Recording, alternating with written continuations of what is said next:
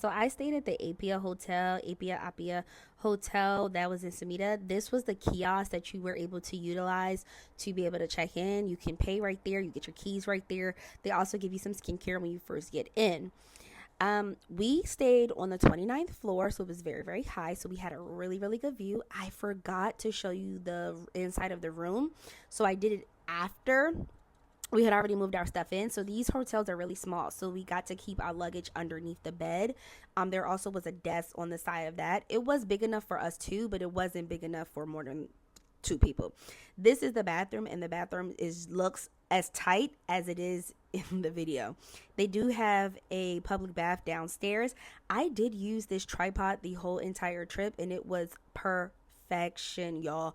I absolutely loved it, and I kept it on my bag. So as I was saying, they did have a public bath. Oh. So for breakfast was free. We didn't have to pay for that. It was here. They had like a little buffet or whatever, and that was nice. Downstairs is downstairs. This is the area where the public bath is. They had a vending machine here. They had washer and dryers. They also had a fitness room and microwave. This is the Lawson. So Lawson is another convenience store like the 7-Elevens. In this place they had this really, I think it's called Shinjuku or Sinro or I can't, that right there, that beer, wine, whatever that was so good, and I wish they sold it here.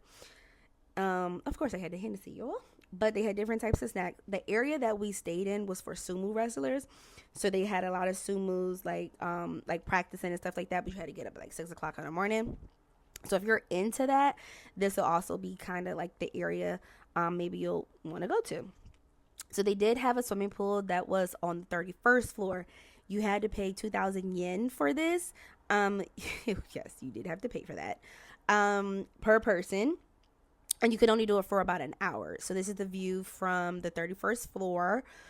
We also had a microwave. We also had a McDonald's that was like 5 minutes away, and right there is also the train station. So it's not that far. In by the train station, they also had a slew of different restaurants. This right here that you're seeing now is the restaurant that is upstairs.